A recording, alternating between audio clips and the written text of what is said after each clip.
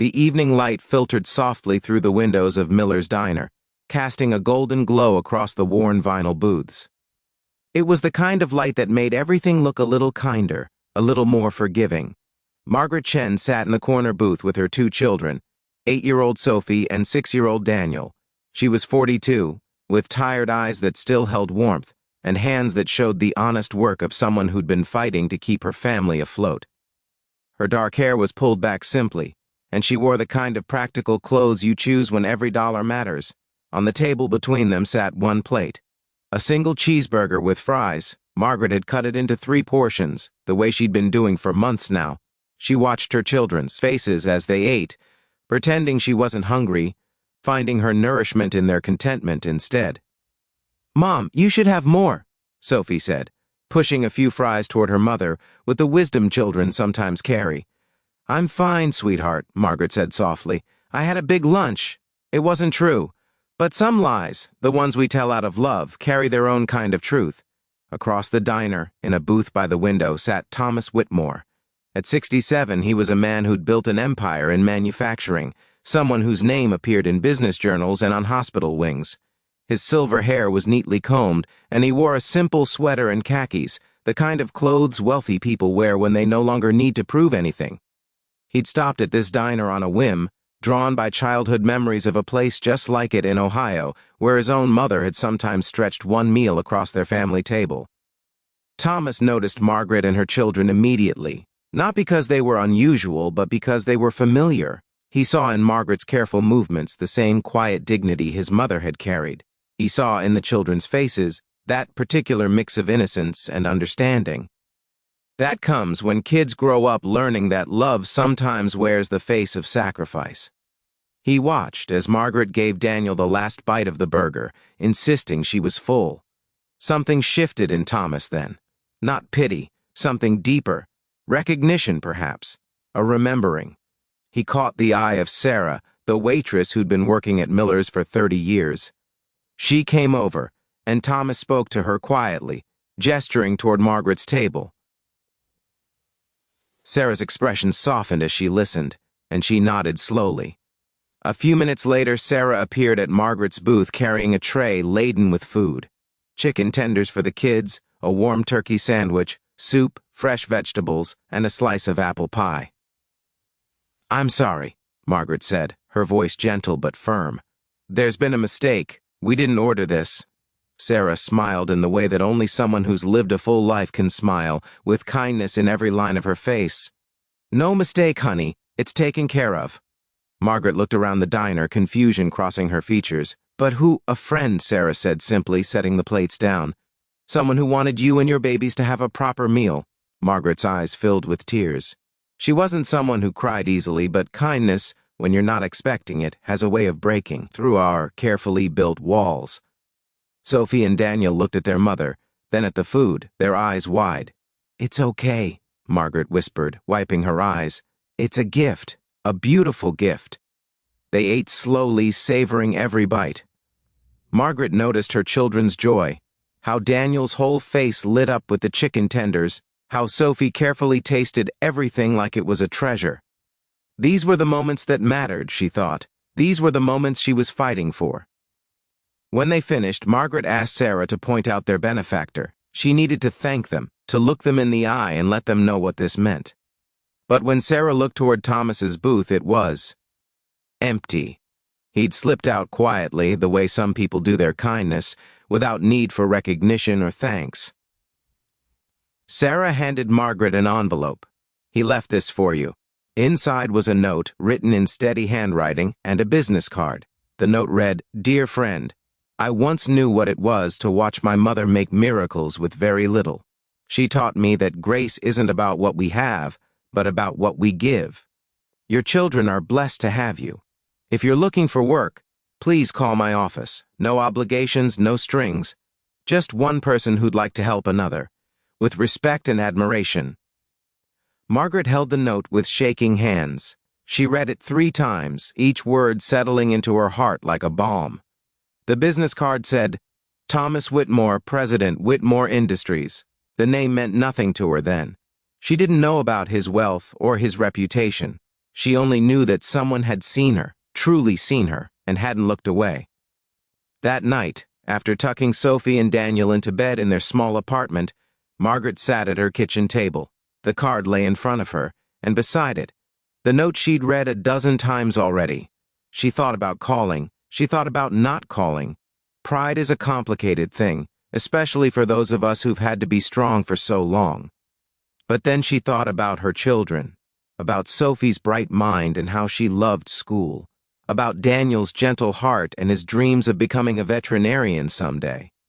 She thought about all the times she'd gone without so they could have a little more. And she realized that accepting help wasn't weakness. Sometimes it was the bravest thing you could do. 3 days later, Margaret walked into the offices of Whitmore Industries.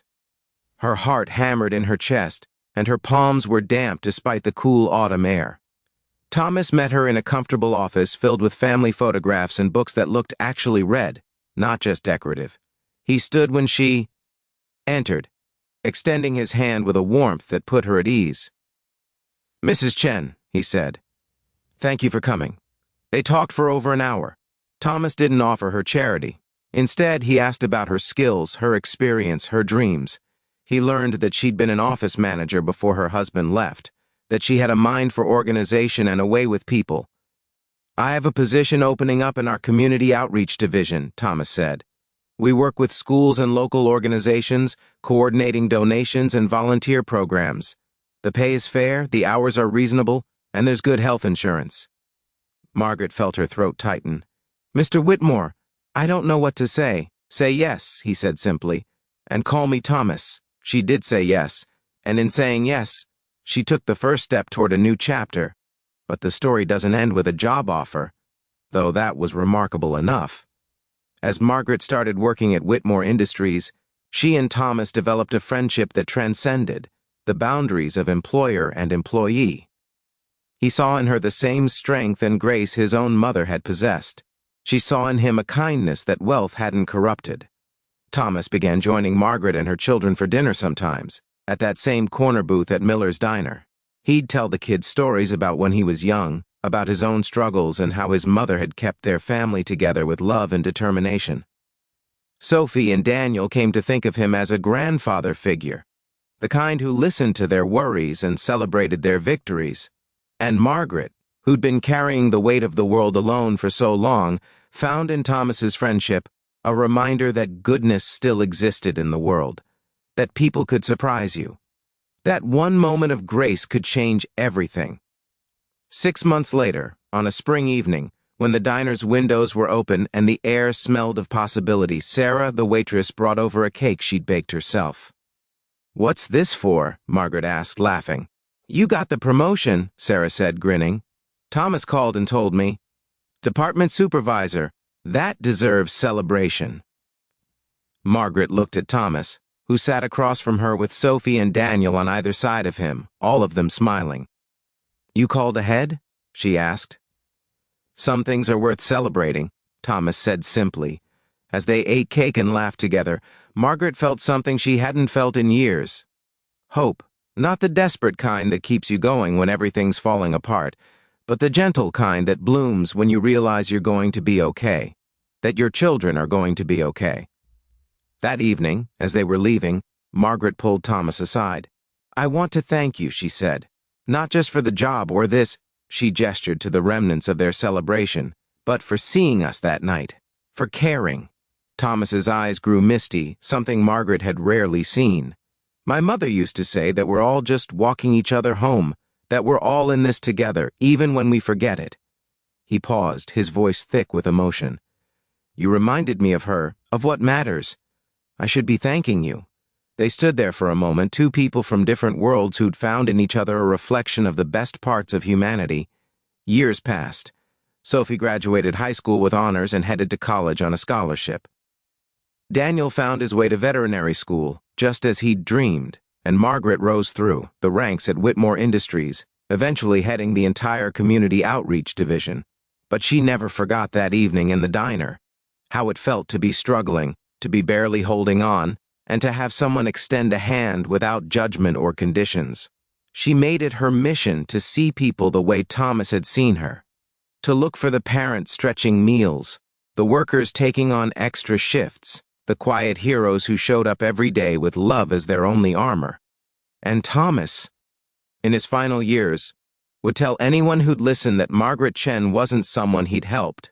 She was someone who'd helped him remember what his mother taught him long ago, that our humanity is measured not by what we accumulate, but by what we give away.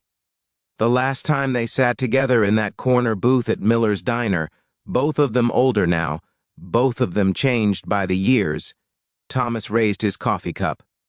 "To your mother," Margaret said softly, understanding. "To all the mothers," Thomas replied, "who teach us what grace looks like." They sat in comfortable silence then, two friends who'd found each other in the most unexpected way, grateful for that one moment when kindness bridged the distance between two lives and changed everything that came after. Because that's what kindness does. It ripples outward, touching more lives than we can imagine, long after the moment has passed. And somewhere, in diners and kitchens and quiet corners all across this country, that same grace continues. One meal shared, one hand extended, one heart open to another. It's the oldest story there is, and yet it never gets old.